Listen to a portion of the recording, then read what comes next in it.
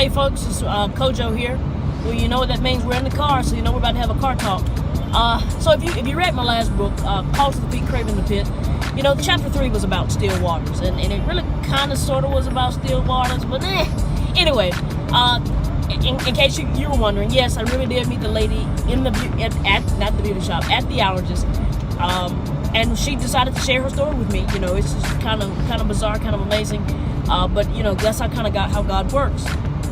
Well, if you want to hear the whole story, you're going to have to get the book and read that chapter. But what I do want to share with you today is it all sums down to this much: is she wasn't struggling with an issue with other people. The problem was not that she didn't have love for other people or that she had not forgiven people around her.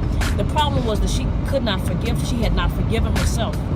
And we saw that she struggled with a lot of different ailments and issues as a result of her unforgiveness of herself. And so today, I just kind of want to deal with that idea because, you know, we're taught, you know, even in the Lord's Prayer says, help us to forgive our debtors as we forgive us as we forgive our debtors. And so our forgiveness of Christ is contingent upon us forgiving other people. But let me ask this question: how many of us forgive ourselves?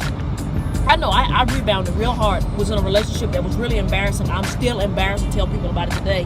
I don't like to tell people who it was or how it went down or why it went down because I'm embarrassed by it. I don't understand how I sunk to such a low in my personal life. And that's not me being mean or rude, but that's just me in my personal inventory of myself and knowing what I'm capable of. How did I end up in that place? And so I struggle with forgiveness of myself in that, and I tell myself all the time, it's okay, it's over, it's past, you're forgiven. It's, you know, the things, they're passed into the lake of forgetfulness, and you don't have to worry about that anymore. But when I think about it again, I get upset, which tells me it's still a process and there's still some things that I've got to work through and I've got to get over. And so here's what I want you that's where I want you to get to the place of. Yes, you need to forgive other people. Yes, that's important.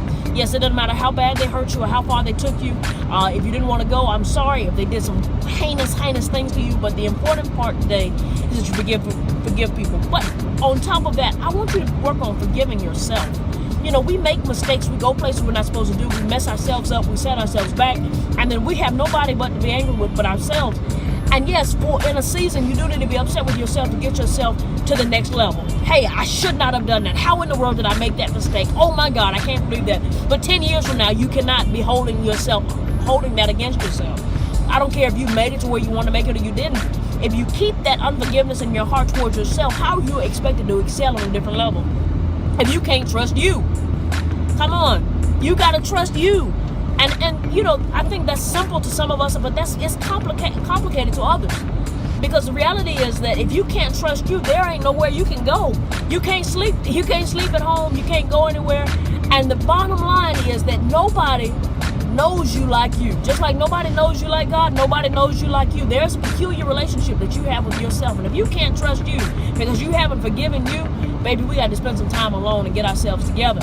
Okay? Remember, you're your second biggest fan. God is your number one fan. But you've got to put in the work to trust yourself.